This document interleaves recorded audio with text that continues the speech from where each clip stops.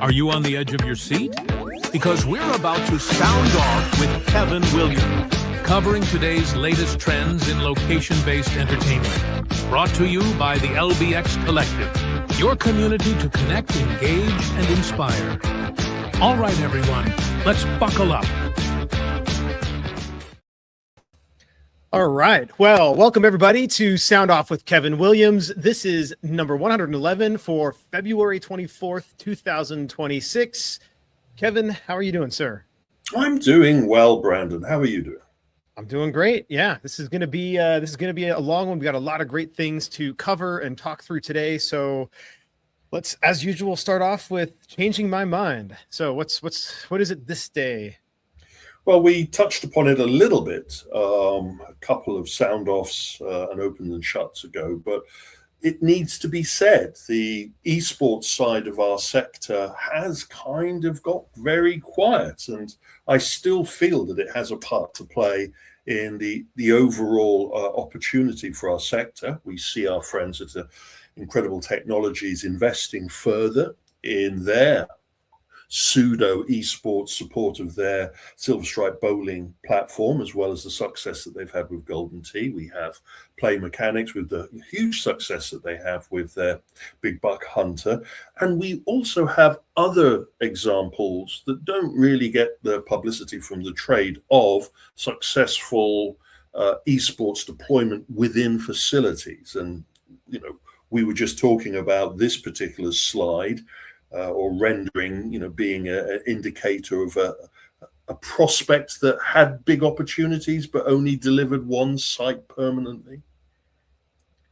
Yeah, I mean, I think I think it depends on how the esports is manifested. So this is obviously what we're looking at here, not the location that's currently still open at the Six Flags San Antonio, Six Flags Fiesta Texas, basically in San Antonio. This is their Six Flags E6 gaming site. But you know, I think in this type of installation, I struggle with its viability inside of another FEC, right? I mean, if you're coming in for bowling and then you have this big esports gaming facility, that's where I wonder, like, does that mix really work? You're attracting two very different audiences to come in for each of those different things. That being said, you know, when you talk about Big Buck Hunter or Golden Tee, or even well, now I'm going blank on them. Describe. Virtuix Yes. Arena. I mean, gosh, I just went blank on it. But you have that, right? He was trying to build an esports component, and actually he's done that fairly successfully, primarily because of his individual home gaming system that he's obviously done, right? And so you can practice at home, you come in and practice in these tournament facilities. And so you have that collective, you know, at home and in person, right? The Golden Tee works really well because you can be at a bar and playing Golden Tee, right? That's where you see a lot of those instantiations. So I just really struggle though with like this type of big format, large footprint gaming centers. This is the problem. Cookie cutter, taking an idea and just dropping it in and hoping it will do what it's done for other people's. I have followed esports since the Korean days of when we saw the television and the Korean tournaments and the Dota events, and they were lined up PC machines, keyboards, comfy seats, and a compere. But that was the Valve LAN net approach, and those days have gone. Most LAN nets have turned themselves into more appropriate entertainment venues that are using network play on the PC side. The Asian market has quite changed considerably on its approach to esports. And if you go through the list of esports venues that we used to chart back in the day, many of them have closed, but they've also pivoted. And it was a mistake of the FEC industry to think that you could just dump this in and it would work. That was the mistake that our friends at GameWorks made when they tried to add an esports component. Though don't throw the baby out with the bathwater, because, as you say, our friends at Virtuix managed to succeed and still succeed with an esports component to their entertainment. Our amusement friends managed to continue with a tournament esports style component to the Big Buck Hunter. It's the right horse for the right course. Yeah. All right. Well, that being said, we've got a big set of things to cover in front of us, ahead of us. So let's just get rolling right after the break. Intercard is the only cashless system designed, developed, and manufactured all under one roof. They introduced cashless technology to the amusement industry and have been leading the way for over 30 years. Cashless systems from Intercard increase customer spending, guest satisfaction, and boost revenues by up to 30%. Intercard is so proud to be serving the amusement industry, and if you aren't already part of their global family of customers, they hope you will become one soon. Let's jump straight in, and we've got a lot to talk about, as we keep on saying. Going back to a previous sound off and saying that we would feel the ripples of the change of hands and ownership across certain corporations once the management team had changed. Well, surprise, surprise, we wake up to the news that Jon Favreau, a leading light, a steering individual in the current styling of Star Wars within the Disney Empire, has decided that the Mandalorian film that is just about to be released will be his last film in this sector, and that he is thinking now of moving on into other areas. Interesting, those other areas are still associated with Disney, but it's a big surprise to see this happen. One would say the change of management at Lucasfilm and the change of management at the Disney Corporation has brought a wind of change, and that was underlined by the news that a change in the way that Imagineering is now being steered towards the application of IP. We're seeing the new CEO dropped in already at this early stage into designing meetings and making suggestions on changes on previous management decisions. The idea that there was nothing wrong with the Falcon experience. The Millennium Falcon Smuggler's Run experience was perfect. Everybody loved it. Has now been backed up a little bit. And they're saying that they're going to listen to their audience now and make slight changes. And then, surprise, surprise, we wake up to the news also that Imagineering has torn up the original designs for Villain's Land that seemed to receive a little bit of backlash, though certain previous management didn't recognize that. Now we're going to see a much more broader and inclusive development and design study into this. This is big, guys. This is very big. This one is actually surprising. I had not actually heard this news about the Villain's Land because I was really looking forward to this. I think this is something that is not really, villains aren't typically celebrated at Disney, at any of the Disney parks. And so I think that this, there are antagonists in some of the dark rides and other things, right? But like as a Villain's Land specifically, this is really disappointing, actually. Dark Universe at Epic Universe and Universal has done I think it's one of my favorite lands in the new Epic Universe area. And maybe that's partly because I'm a big old Universal Monsters fan, but it is disappointing. No, don't treat this as disappointing. Treat it as you've just dodged a bullet, because I was led to believe that the idea of Villain's Land had been toned down quite considerably compared to what we.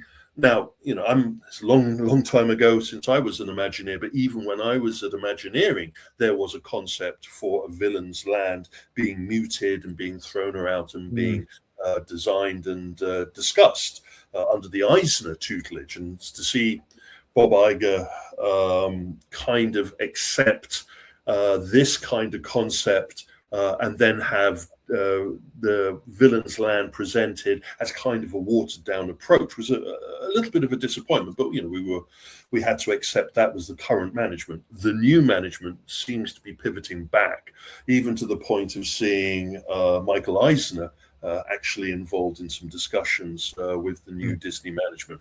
Fingers crossed that you can roll back some poor decisions.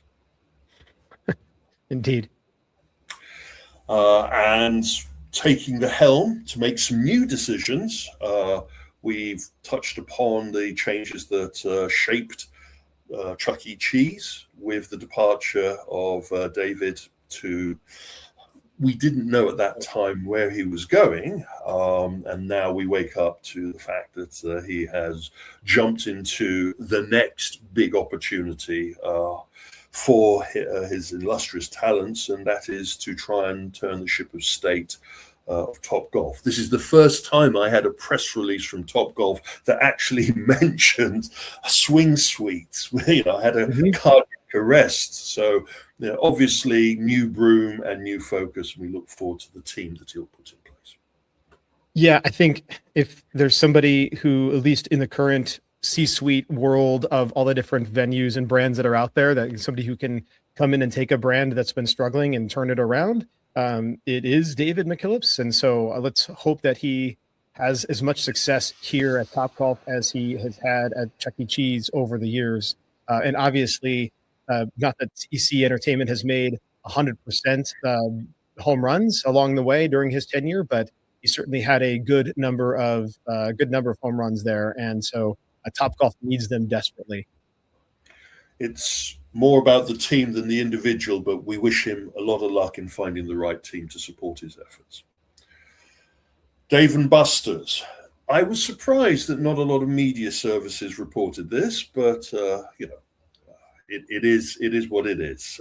Dave & Buster's traded on the NASDAQ, and then suddenly lots of reports were coming from investor observations and broker services that a hold had been put on the trading of their shares. Now, this isn't that the shares were suspended. This was actually the investors and the stockbrokers actually rating the quality of the Dave & Buster's stock option as one not to sell but to hold.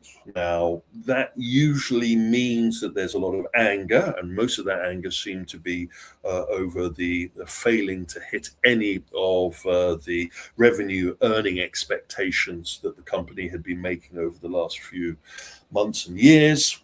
This was also linked to a consideration that there needed to be changes made within the operation to continue, and maybe some of the changes from the new C-suite hadn't gone further enough.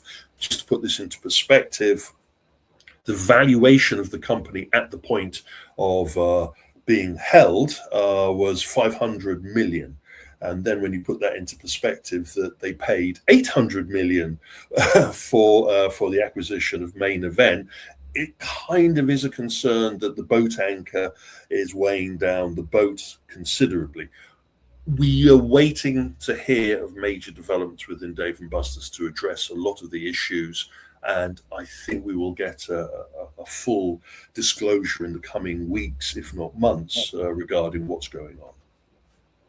Well, I'll say that for Main Event shareholders, it's sure a good thing that was a cash acquisition and not a stock acquisition. Well, that would have been painful. Don't want to touch that one. We touched upon this one in Open and Shut, that we were trying to get to the bottom of certain information, and I was pointing out at the time how difficult it is to get research done onto the closures. The openings are plentiful. Closures seem to be held and hidden from admittance. And what is that we were stumbling across, courtesy of our sources, was Craylor experience. And the Craylor experience was 4 facilities. Flagship was in Orlando, and they had other locations dotted around. Now, we had confirmation that the Crayola experience in Texas had closed. That was confirmed. Local media confirmed that. It was linked to sources saying that it was a dispute with the mall operators and the payment of rents and the pricings and such like. So it was kind of a, no, this isn't anything to do with the experience. This is more a problem of the locality. And then we got wind that the Orlando flagship facility, first opened in 2012, had gone through closure. Now, That wasn't confirmed 100%, and we're still fighting hard to get confirmation of what the situation is. Currently, it isn't accepting certain parties, and according to some sources, it's closed, and to other sources, it's opened its doors. It was just a temporary closure for something else. Once we get more detail about this, we will dig into it, but it kind of underlines what we've been going through over the last few sound offs and last few opens and shuts, of seeing a pattern where these high profile IP driven kids activity entertainment facilities opened with great fanfare and promotion and lots of awards, only to disappear and to die in ignominy without anyone talking about the reality of, do these concepts work? And do the people behind developing these concepts actually understand their audience? So I think one of the differences here, maybe between Crayola Experience and the other two, Nickelodeon Adventure and Planet Play School, is that the latter two were by licensees of the IP. So they're developers, they built these attractions. They worked obviously, I shouldn't say obviously, but probably pretty closely with the Nickelodeon team or the Planet or the Hasbro team to develop Planet Play School and the attractions. But at the same time, they were operators not tied directly to the parent companies. In Crayola Experiences locations, these were actually directly owned by Crayola, which is owned by Hallmark Company. And so these were owned and operated by the Crayola team. And so presumably, because they don't have the same license and IP license costs, they should have been able to find and run and create experiences that and have greater margins on their experiences than the other two, because they didn't have the high IP costs.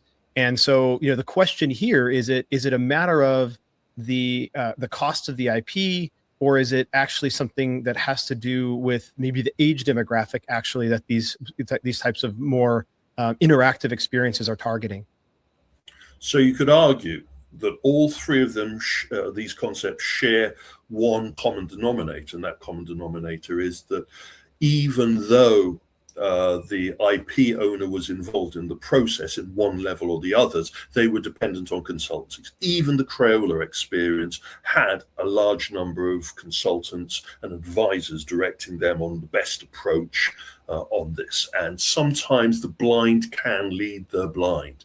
We need to understand that this concept of a children's IP approach has only worked really as pop-ups for marketing and promotion. To actually see it generate core revenue, repeat visitation, and to succeed beyond a mum and pup's operation, but as an IP chain store, very limited number of examples of that. And if that isn't being emoted to the IP holder at the beginning of the process, that they're going into uncharted waters, rather than what I'm worried about hearing. And as a consultant, you would expect me to say that I am concerned that if someone turns up as a consultant and says, hey, I have all the answers to work, only to disappear in a puff of smoke as soon as the facility collapses and closes, or disappears in this case. So a lot of the companies that are linked to these kinds of projects on a consultancy or an advisory basis will disappear into the shadows, not wanting to be associated with a failure, as we all are, But as a consultant, I keep on saying you're only as good as your last project, and so I have to take the brickbats along with the plaudits. That is a personal opinion, but from a corporation point of view, especially a Mattel or a Hasbro, they're not really going to want to talk about those projects that got away from them. Yeah. I think it really does come down to the age demographic. 10 and under, this is what these target, probably even closer to 8 and under at some level. 8 and under. Yeah. And so, what you have here is, I took my daughter to Crayola Experience. They had one out here in Chandler, and she had a great time. We had a great time together. But it was a one and done. I wasn't going to go back, and maybe I would go back in another year or two, but not the next week, not the next month. And so if I'm at the same time, there are 8 and under venues that work very well, soft play, indoor inflatables, others, and that you create memberships and people go back on a regular weekly basis and they build it as part of their overall time with their kids and their family. And I think this is where you run into an issue where you've got these interactive IP driven experiences that are very limited on a repeat visitation standpoint. And being steered by individuals that have more of an experience on resort and attractions than they do on repeat play amusement FEC stars. We'll leave it there, but I get the feeling that we've got one more of these kinds of kids experiences to deal with in the coming weeks. Quickly, our friends at Sega Sammy revealed their numbers, the true Sega component, and they seen a dip. We're at that time of the year where a lot of companies are revealing their quarterly or year-end numbers, and the dip is a little bit concerning, though the company is now pivoted to Transmedia, as it were, to try and save their situation, their acquisition of Rovio, and the Angry Birds IP will be soon seeing a third film, hoping to ride the wave of popularity of video game animated films, as well as an increase in the number of Sega Store developments and the IP that goes into that. So that's one to watch. Changes within corporations, the hospitality market as well as internationally has been taking a pounding. If you haven't moved with the times, if you have a brand that is finding it difficult to be a winner across multiple formats, it's difficult. Our friends at BrewDog, who are primarily a brewing house, they create the BrewDog beer brand, which is international. They also invested in opening their own pubs. And one of those pubs, it was the beginning of a rollout of their dreams and aspirations in competitive socializing. It had duck pin bowling, it had slides, it had a specialist entertainment approach. Anyway, all of that has been wiped off the table. The company's up for sale, and it will be interesting to see which components are acquired, if the company is acquired as a whole, or if it's broken up into individual units. Yeah. If you haven't, if anybody is going to Amusement Expo coming up in just a couple of weeks, before they go out, go under or get sold, go check out the BrewDog in Las Vegas. It's been a while since I've done that. Maybe we should add that to the list. Yeah. HTC, kind of a pivot here. We're seeing a continued growth or investment into what I like to call shared reality experiences. Those are not just the virtual reality where it's 4 or 6 of you playing in a small arena, but where you put the headset on and you walk around quite an expansive environment. What some companies like to call the immersive expedition or the immersive adventure. Well, our friends HTC have suddenly dumped a lot of money in Asia into that side of the market, and they've just rolled out the latest installation of this kind of approach. I chart this one because I think it's one to keep an eye on, because we also have examples of other companies now looking at investments and increasing their involvement in this kind of approach.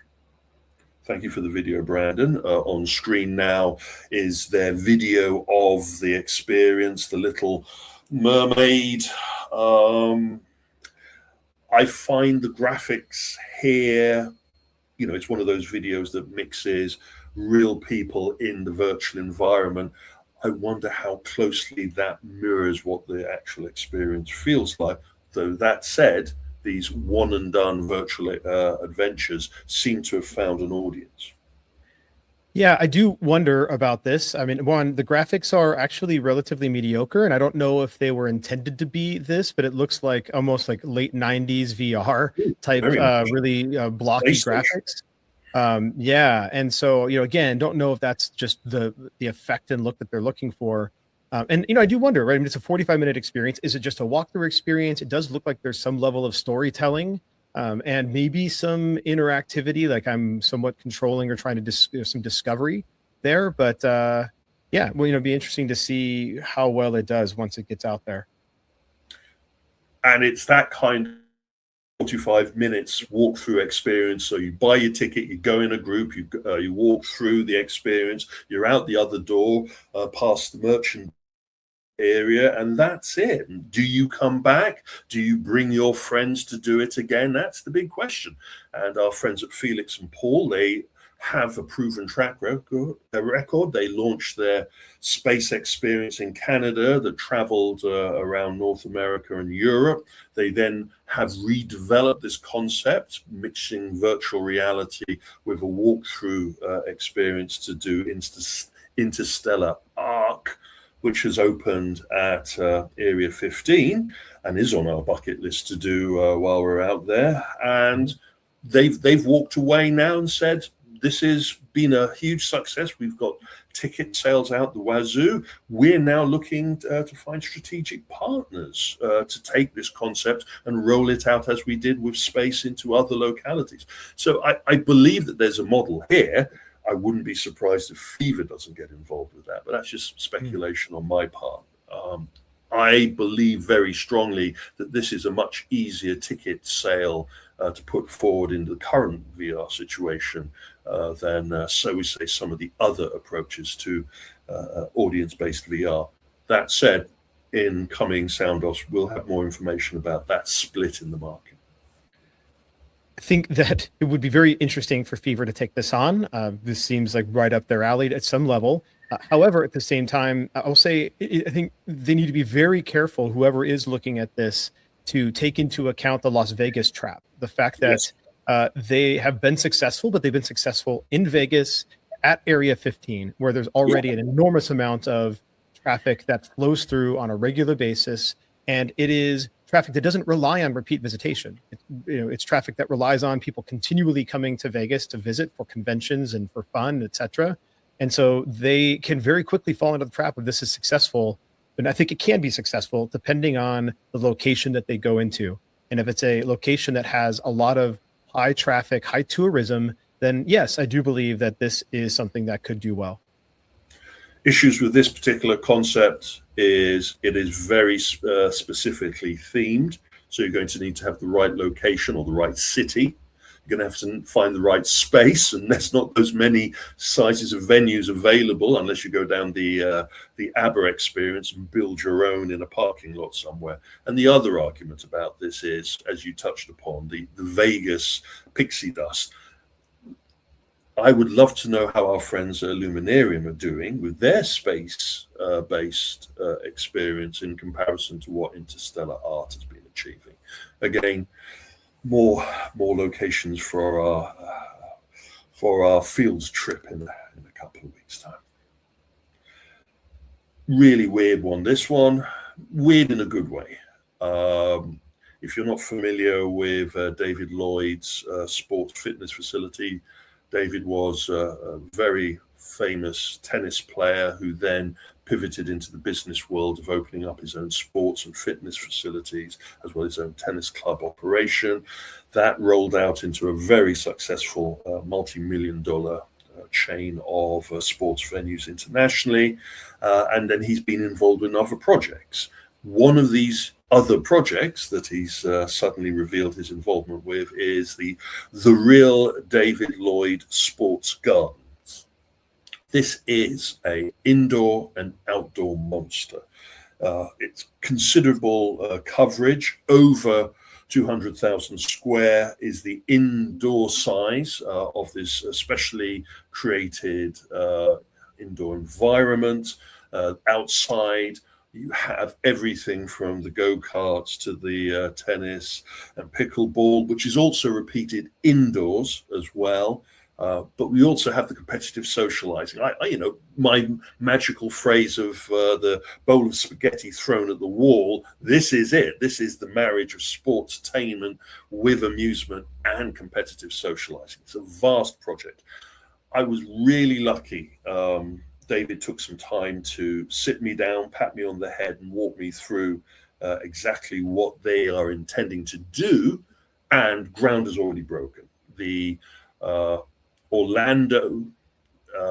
the Florida facility has already started the final processes of construction and development, and they are in active discussion regarding the UK, where they're hoping to have 3 facilities in the UK opened simultaneous, and they're working on the final leasing of that.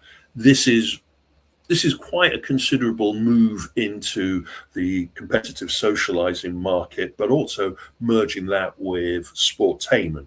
And all of those individuals that must be laughing at the screen at the moment, having to see me talk about pickleball being injected into a space like this. I was given an education of how they hope to achieve the sports side of this along with the entertainment side of this. It's an incredibly ambitious project, and I wanted to bring it to our listeners and watchers early before we actually get some pictures of the location in Florida.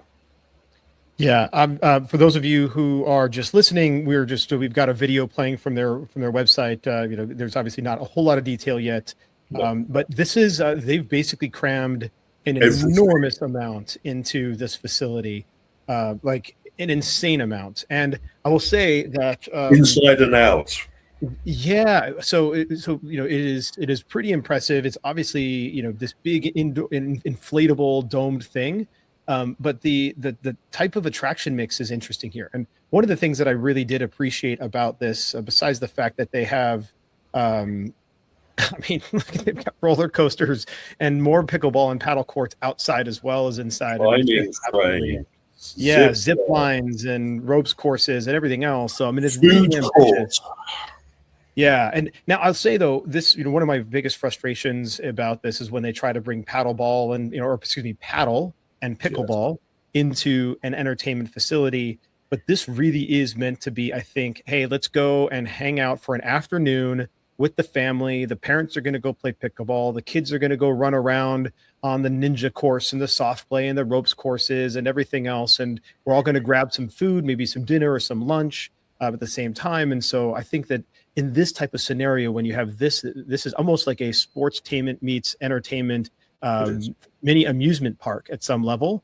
And I think you can have a pretty significant dwell time here. Now, one thing that we passed by very quickly is indoors, they have a changing room.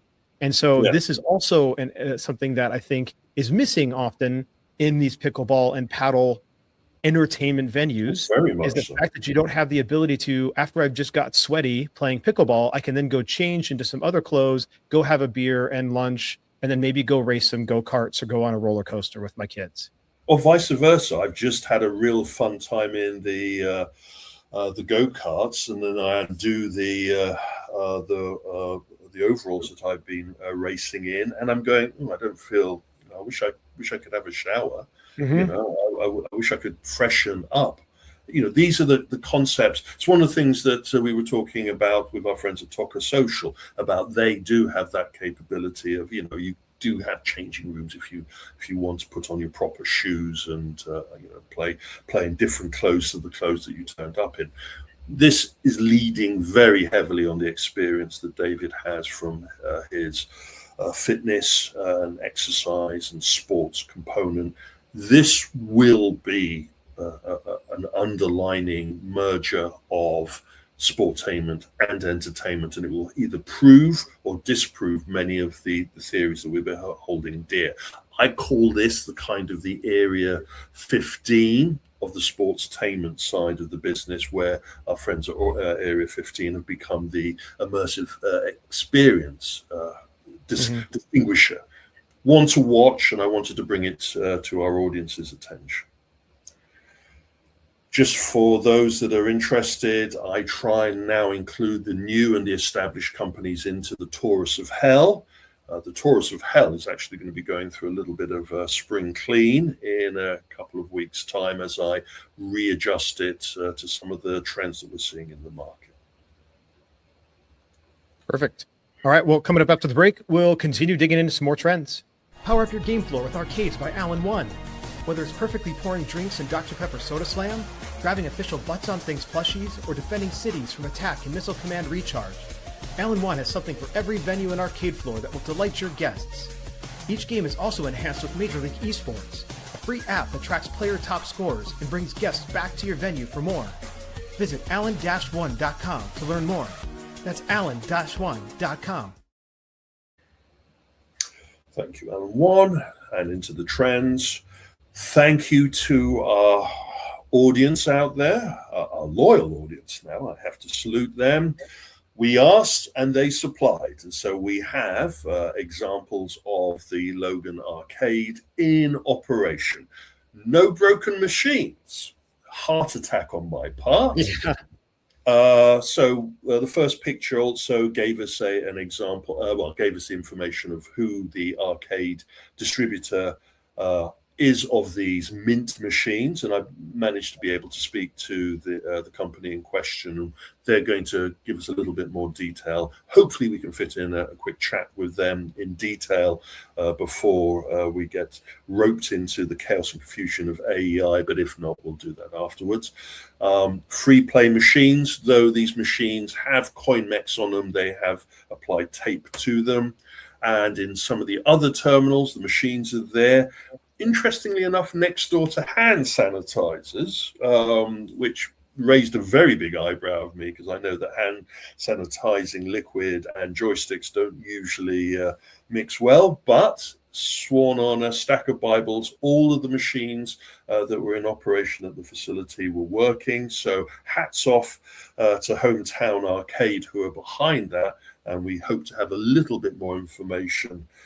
Looks like I may have to eat my chocolate-flavored hat regarding the actual viability of those machines in such a high-throughput environment. Yeah, well, hats off to Hometown Arcade. I too did not expect these things to be, fully operational and not run down within the first weekend. So they're being played hard. So being played hard, of course. Well, and especially after this weekend, sorry to everybody who's trying to travel this weekend in the, in this particular area. So hopefully these are getting some use while everybody is buckled down for a pretty significant blizzard. Yeah, the weather, as long with other conditions, has really impacted travel. So it's nice to have this fallback. Maybe other transportation and airport facilities will start looking at this concept. It used to be popular. Technology that we're seeing deployed, we've had some very big international AV, audio and video conferences taking place in Europe and Asia. We had some new technology presented to us, what some people are calling the 3D kinetic LED screen. All it means is that there's motorized pop-up elements from the screen. You have tactility now. That goes to my phygital mantra, but this is really bringing both the digital and the physical together. You can have your Space Invaders represented on screen that are physically shot out as elements of the screen rather than just flat 2D components. I expect this technology to go through a lot of iterations of improvement, but remember we talked about 3D kinetics at this point. Yeah, this is pretty cool. Can't wait to see what applications we'll be able to deploy. Also, we've been talking a long time about the immersive enclosure type approach, not using projectors. Well, we're now seeing the beginnings of a number of what I would call marketing entertainment installations popping up, literally as not projection enclosures, but using LED screens. You can see in the future this type of enclosure using LED screens where there is that kinetic physicality given to the characters, the animated elements on screen. The one in Tokyo that I've outlined here is based on the Hello Kitty property. So this is a brand promotion environment, which to me feels very much like an Innerwise, a Cubics kind of enclosure approach, or a Valo Arena kind of enclosure. The only difference being that it doesn't have to worry about projection burn. Yeah, it does very much actually look like an Innerwise Cubics Arena, just slightly wider, obviously. Do we know, is this connected to merchandising similar to like a camp experience where, obviously camp has more storytelling and interactivity with actual cast members, but usually when something like this is popped up, you have merchandise right next to it. And I can't seem to find anything online about whether or not there's merch connected. There is merch connected, though I think most of the merch purchases is done through an app. Interesting. It is a marketing tool. It is being deployed It is here to promote the Hello Kitty brand, and you will be seeing other examples of this kind of merchandising marketing pop up, which is interactive. You can interact with the characters on screen. This is the beginning of a big trend. Taking a successful IP and moving it across your platform is the definition of transmedia. And our friends at VeloMotion have seen the success on their Velo Arena system of the floor is lava, and they've created a version of that experience that now is linked to their jumping Velo jump trampoline style experience. Yeah, that's great. I'd love to see this continue to get new content. Velo Jump is super popular in active play installations and in trampoline parks and adventure parks. So, it's good to see that they're continuing to invest in their gameplay for those concepts as well as their Velo Arena. I can see a lot of sportstainment facilities looking at this kind of interactivity as that repeat visitation magic bullet that they all need. Mm-hmm. The technology of projection against LEDs, the projection industry is trying to fight its corner. They don't want to be sidelined by the explosion in LEDs. And our friends at Panasonic have dropped quite a considerable amount of R&D investment into their next generation of laser projection systems. I would argue that they're now trying to catch up to the quality that the LED boys have been able to achieve with their micro LED high performance systems. So the battle lines have been drawn. Yeah, I mean, the one thing I'll just say here is I really see this maybe continuing to be an application in larger format rides, dark rides, etc. When it comes to small format, family entertainment, interactive installations, LED is going to continue to be the way of the future. And but it doesn't say that there's not a place for something like this in obviously large format rides and your ride simulators. I feel we're at that CRT moment. Mm-hmm. We're getting there but it's horses for courses, as I keep on saying. And you're quite right. For a large area, you're not going to blow your budget on LED micro, especially with the limitations over a large field of view, where these projectors still have a part to play for now. One of those projection immersive enclosure systems that I always used to talk about is our friends at Immersive Gamebox. Obviously, Immersive Gamebox went through quite a considerable restructuring after it fell into administration and then relaunched itself with a brand new board of directors. One of the founders of Immersive Gamebox has gone on to another project which kind of borrows a lot of the Immersive Gamebox concept. They have developed something called Coach Cube, which is a smart room, or as I would call it, an immersive enclosure. The room has one area for you to do your training within, your exercise within, and while you're doing your exercise, the screen is supporting you and hoping to encourage you through a smart coach, as it were.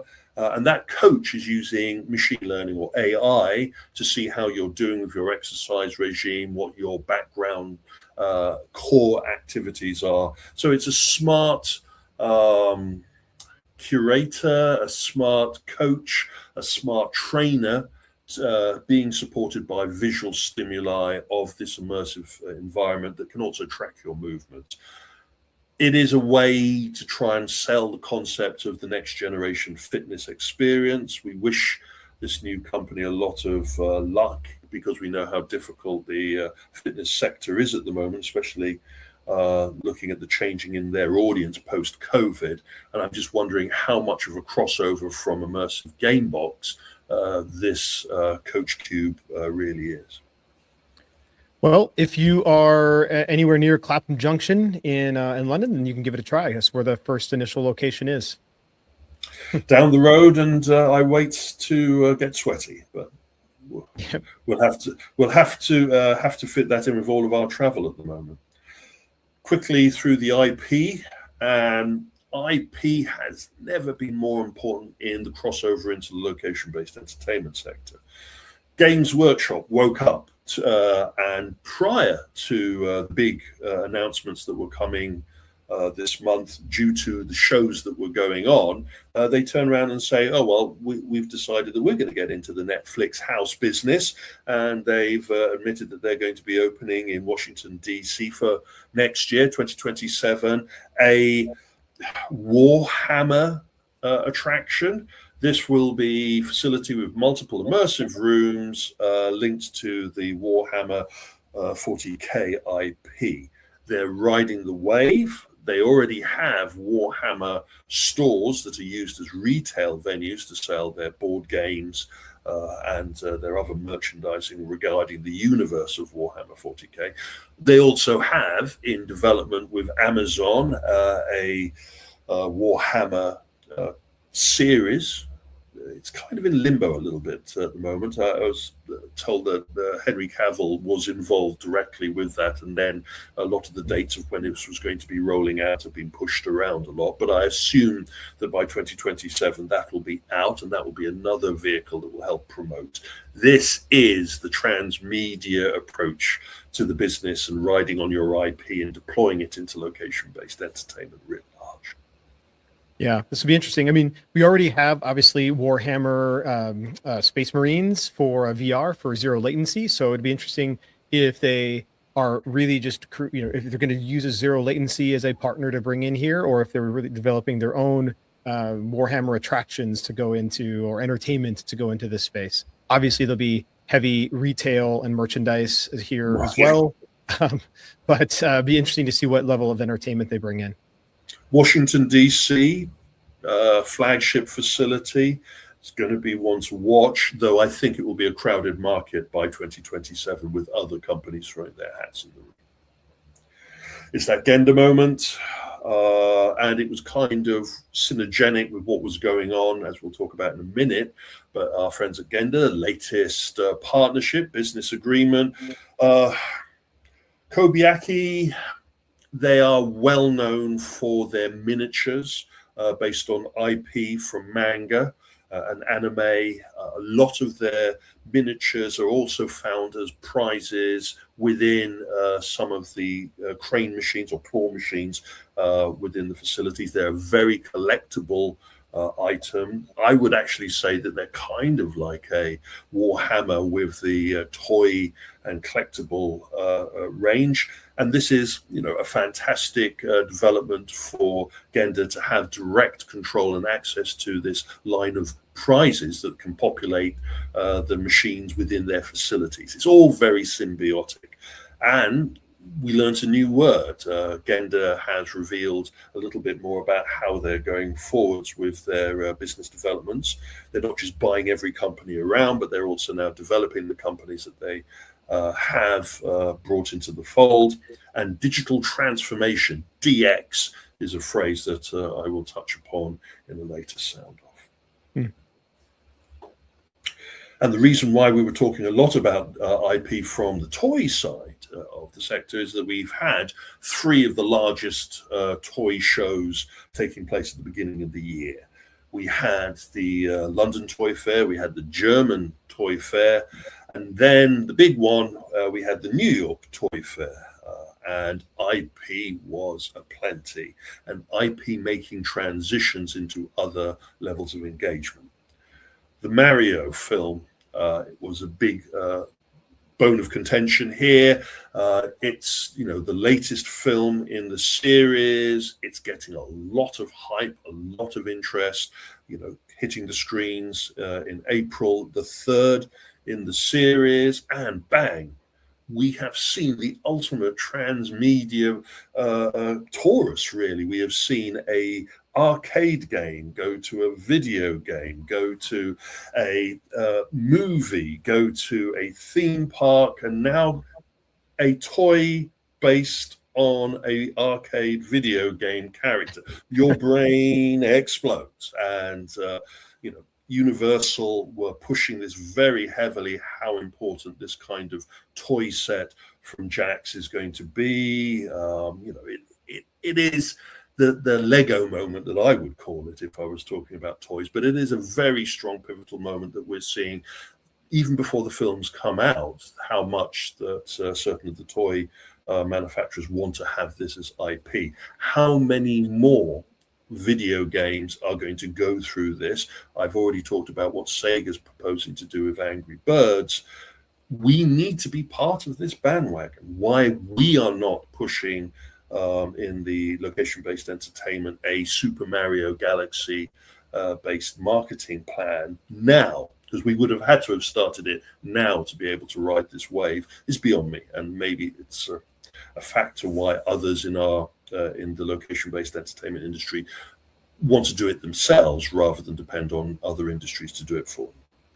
Yeah, I think one of the difficulties here is that for whatever reason, Nintendo has really not attempted to form IP-based, entertainment-based partnerships within the location-based entertainment world. I mean, we haven't seen anything from a VR standpoint. We haven't seen anything from an amusement and arcade cabinet standpoint since, basically since Donkey Kong, to some level, right? I mean, so, I'm not sure that this is. I don't know why they seem to have an antithesis against location-based entertainment. Is it they only are focused on the larger universal partnership, right, in their Super Mario Brother world or Super Mario World? So anyway, would love to get your thoughts on that front. Nintendo has memories. It's one of those corporations like Disney a little bit that has a long corporate memory. And if you slight them, or if they find something difficult or uncomfortable, they will remember that and they will have umbrage. And if you know your history about the early and later days of Nintendo's entry into the North American market with their successful amusement products and how some US distributors did them the dirty regarding the success of their Mario and their Nintendo video amusement range, you can kind of see when they pulled out and focused wholly on their consumer video games sector that we are going to have to change a lot of our spots and maybe take our hats off and apologize to Nintendo of how they were treated in the North American market before they may turn and look at us as something profitable. Again, Nintendo also goes for very profitable business areas, and I'm not sure if we're in the right area code of the profitability for them to now turn their gaze to location-based entertainment. That doesn't mean that Nintendo won't work on maybe a regional or a Netflix house kind of approach, but I would be very surprised if they would use the amusement industry as it stands today to help populate that facility without maybe developing their own interpretation. Yeah, agreed. And talking about licensing deals, our friends at Bandai Namco Experience, or the entertainment division, have signed a continuation of the usage of their Miss Puckman and Puckman IP for application in the toy range of these Pup Arcade or Rec Room arcade machines developed by our friends at Arcade 1-Up. Of course, things have changed, and at the New York Toy Fair, Basic Fun were representing the Arcade 1-Up. I have to be very clear here.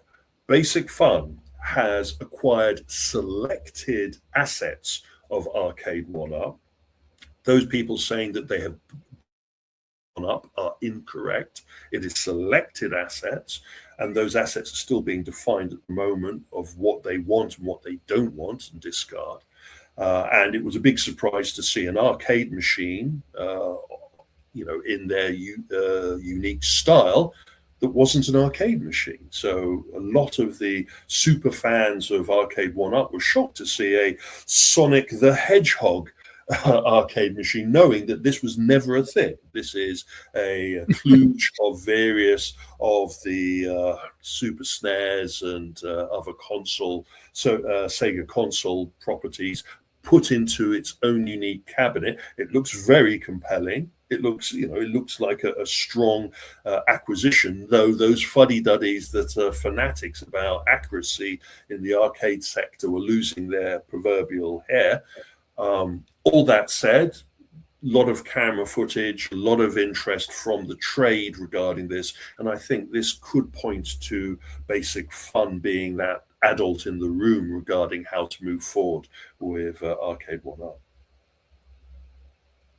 Yeah. Yeah. I enjoy the game. Never played it on arcade. Yeah, it'd be interesting to play it actually Yeah. with proper joysticks rather than using the old joypads for those consoles. Big surprise. A lot of people were mortified, shall we say, that the first appearance of the official Pokemon arcade cabinet, pinball cabinet, was at Toy Fair. And Stern has representation at CES show early in the year, beginning of the year, and they also have a very strong presence at Toy Fair because of where their products are being sold. Beyond, amusement must represent 1/3 of the cake that they are making their profits and their business off. Anyway, it was there. It got mobbed. A lot of strong interest from the pinball community to actually see it. I saw some people actually rushing off hadn't planned to be attending New York Toy Fair and then rushing off to see it. And that has been reflected in our industry. We now have the situation, our friends at Electric Coin inform me now, that pre-orders for Pokemon, as well as from other amusement distributors, is sold out. So even if you want to jump on this bandwagon, you're going to have to wait a few months to get your hands on a cabinet.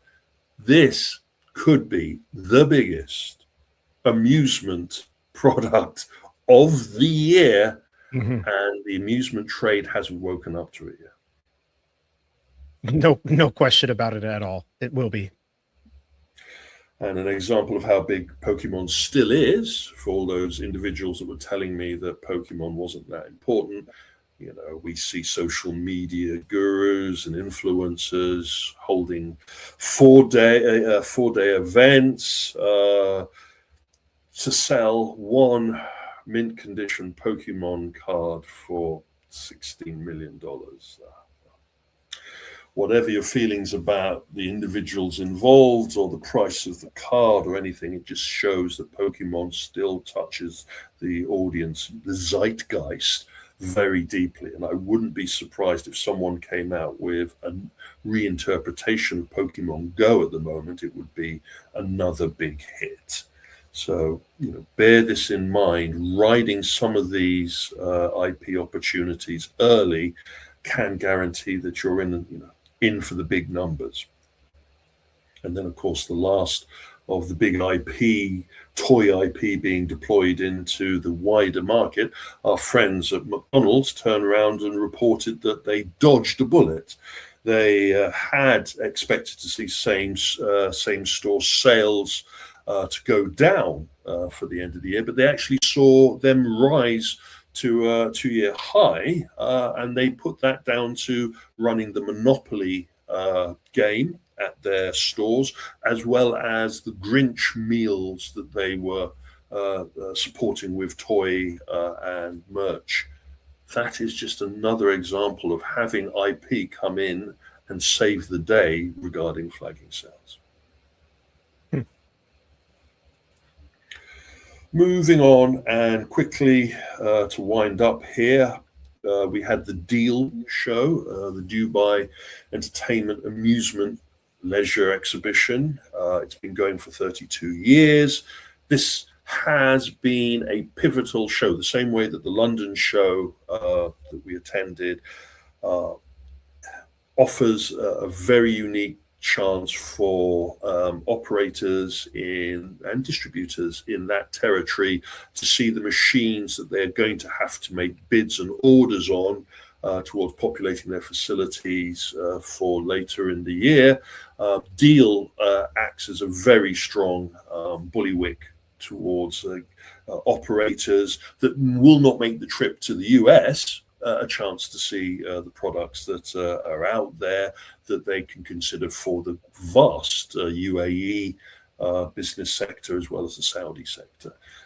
we had a major attendance from the key individuals in the location-based entertainment market in Dubai, as usual, even though this show had moved its dates earlier in the year for reasons I'll go into in a minute. To understand the UAE market, as well as really the Middle East and North African market, it is run by distributor much more than we are seeing in the Western market, which is now fragmenting. In this region, there are two key distributors with some peripheral distributors, but these really hold the purse. And Warehouse of Games and our friends at ASI really are the individuals that gather the main manufacturers and have the new sweetness and hotness on their booths to wow the next cycle of machine purchase.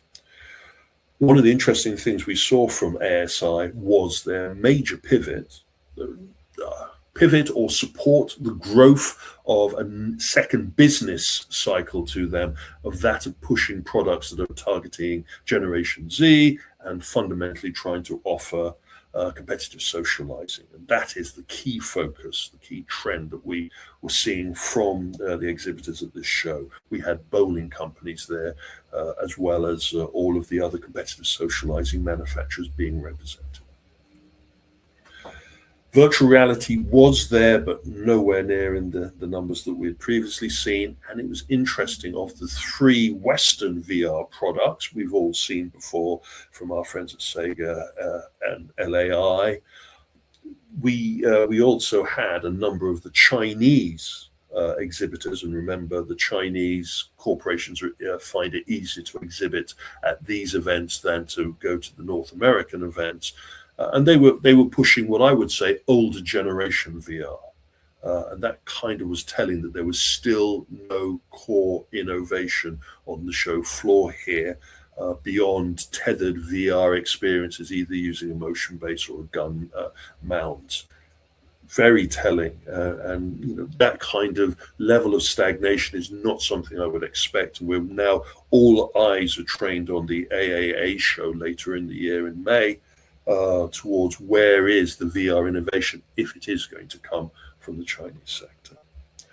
Innovation we did see was the applications of the latest LED screens now being used as a replacement to projectors. And they actually had an example of a 6-seater, what I would call soaring attraction. Very compact, perfect to be deployed into FEC as well as mid-scale location-based entertainment, automated, offering a fantastic vision, going back to what we were talking about earlier about the invasion of LEDs, because the LED doesn't just offer a much brighter experience, so you don't have to worry so much about the inclusion and the visual overlay, but it is also creates a much smaller form factor for the attraction when you're not having to worry about projection throw.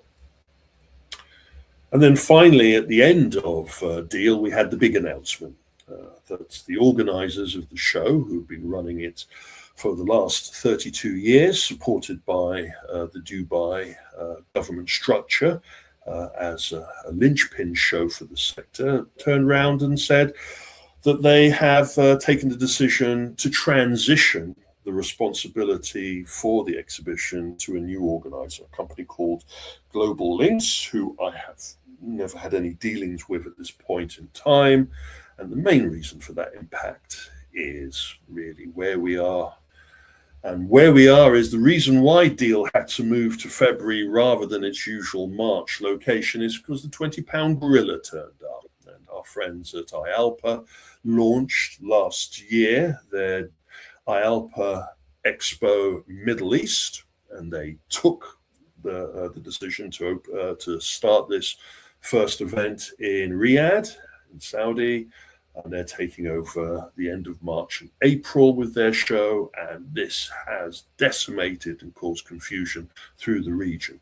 Deal, obviously, there's a lot of word on the street of how the situation happened. Sources suggest, and again, these are rumors mainly, that maybe IALPA had thought about buying Deal, or taking a control in the deal space. That didn't happen for various reasons, so they created their own show, and that caused our friends at the Saudi Entertainment Show to also be blustered and blown away to their May time, so they're now going to be impacted. And I wouldn't be surprised this time next year we will be looking at a different structure. Obviously, we'll be looking at a totally different structure of deal as they now transition to new ownership and whatever that will bring. And of course, it depends on how well our friends at the Sea Show do in May to see if they survive these inclement waters. And the reason I have that list of shows at the bottom is just to show how crowded the end of February to the end of March is regarding shows. These are all shows that have merit if you were attending. Now, you know, for many American operators and manufacturers, you know, the Italian shows are not important to them, but the Indian IAPI is very important to a number of manufacturers and distributors. I know our friends at UDC will be, exhibiting there and working very hard. That is a diaspora market that is growing phenomenally, and you have to have a presence. And just think about it. After doing IAPI, you're going to have to jump on a plane and rush all the way over to Amusement Expo. And then Amusement Expo is closely followed by the Bar and Restaurant Show, as well as the Pizza Expo. You know, this is a crowded period of time, and you know, too many shows can impact business. And it's very important to us to understand how the future of these shows are going to have to sort themselves out, unless they're going to, you know, cause the chaos that we've seen in the UAE market. This is exactly the discussion that many of us on the manufacturing supplier and vendor side have been having in text conversations, WhatsApp conversations over the last few months once IAPA Expo Middle East was announced. This is another one of their, now they have 4 main expos throughout the world. There is rumor that there will be a 5th for Latin America coming up very soon, if not in 27, then in 28. And so that now makes 5.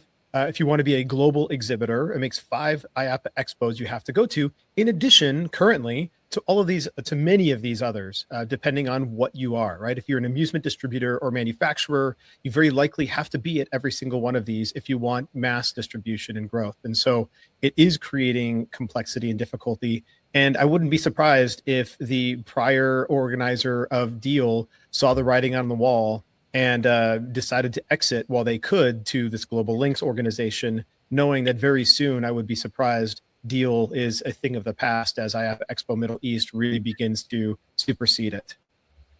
It was clear from the sources that we had at Deal that it was impacted significantly. The quality of the booths and the number of the exhibitors was impacted by the companies that just said, we have to share, you know, we're going to put more of our investment into the IALPA show than we are going to be putting into Deal. Some even decided not to attend Deal, and they're going to put their support into the IALPA show.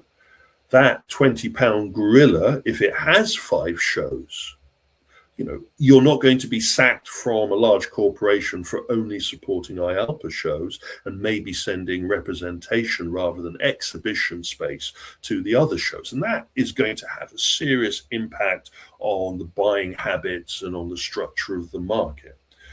I understand that it is a benefit to have all of the exhibitions under one umbrella, but sometimes that can be a hindrance to innovation, to investment, and also to the structure of the business. And there are some companies that will even walk away from this, and they will not have a gun put to their heads to support one show over another, and they will just go for distribution events. They will have their own private gatherings, maybe send a very small contingent to the key shows. I wouldn't be surprised that certain distributors are going to have to make some hard decisions for 2027 of what shows they're supporting and what shows they're. Anyway, that's the end of that. Just to wind down, to remind everyone, we are at Amusement Expo. We are doing it on the first day. We look forward to seeing those of you that can attend. Also on the first day, there is a very unique mixer event taking place on the roof of the venue hotel, where you'll be seeing me jump off the top of it after my conference session. The issues, I think, are regarding Amusement Expo International is that this show now is going to have a lot more importance regarding the structure of the amusement industry going forward, with some of the things we've been talking about regarding the IP, but also the availability of products, certain impacts to the tariffs and export, and impacts on pricing will now be known clearly during that show. So we'll have a lot to talk about, and I hope to have some information about a wider opportunity that we're getting involved with there. Also, obviously in June, let's add another show to the list, but this one's important if you're not going to be attending with an exhibition space at the Amusement Expo because you're worried about not really fitting in from the XR perspective. We now have a show dedicated to supporting that aspect of the market with AWE. Go to that link and you'll get details on the LBE XR zone, mustn't get that mixed up, components. And we've already talked about our friends at Pico and VR Cave being the first to support that. And I have some more information about other supporters coming soon. Anyway, that is more than enough from me, more than enough. Hit me up with any information. Thank you to all of those that have passed on the Logan Arcade information, as well as other pieces of detail through our LinkedIn. We have Stinger reports out there, new ones, and Entertainment Social Arenas, which I hope you're all up to date on. You don't have to read them. You can listen to them. We have that capability. And if you have any other questions or corrections, more likely, then please hit us up on email. Anyway, Brandon, is that enough for you?